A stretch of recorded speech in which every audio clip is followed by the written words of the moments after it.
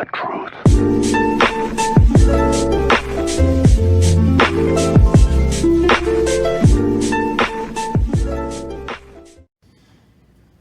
Mainly just because it was me, and then you stop and you think, well, this is just every day. This is just another day.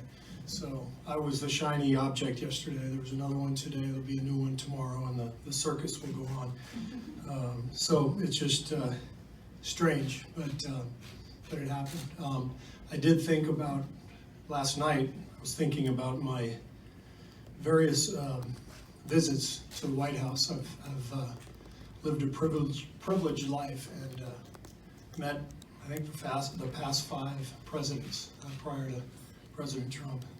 First one was in 1984, and Ronald Reagan was president. And he invited my mom and me 6 months after my dad was killed in a terrorist attack.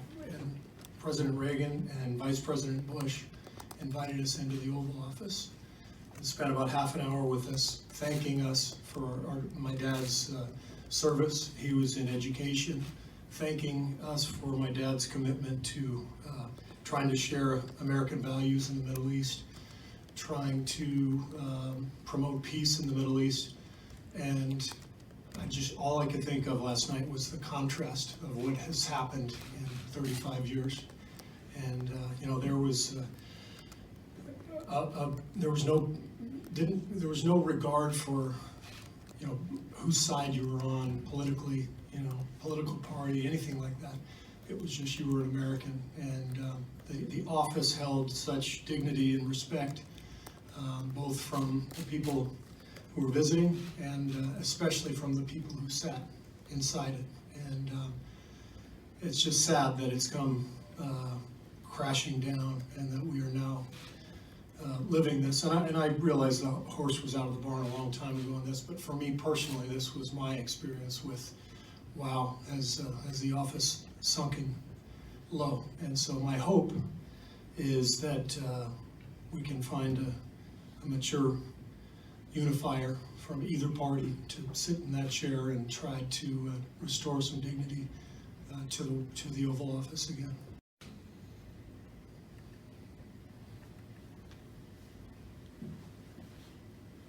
So Steve, how have you found it difficult to balance the NBA's clear business interests in China with what's been going on there, with they're really trying to censor a colleague of yours, Jill Morey, really some stuff that could be called un-American in terms of trying to restrict his freedom of expression?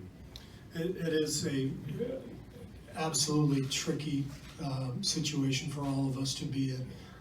I've been to China, twice in the last 2 years. Once with the Warriors, once with Team USA, and basketball is wildly popular over there.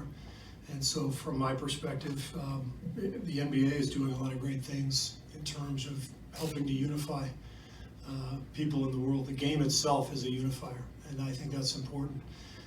And all of a sudden, that is meeting these political forces and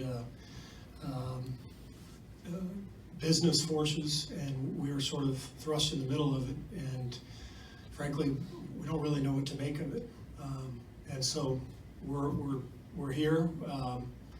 We're being asked about it. I have done a lot of research the last few days. I've learned more about what's going on both sides. One of the things I've learned is that this story has many vantage points, depending on where you're looking from. And so for me to sit here and say, I feel really comfortable making this statement, it's not my place. And it's, just like I wouldn't make any comments on the tariff war. Like, I don't know anything about that, so what's going on in our country, I'm very comfortable talking about what's going on in our country. I'm a citizen of this country.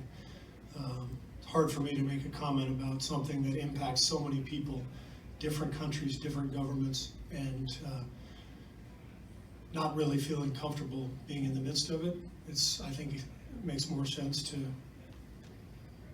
to lay low and be a scared little boy.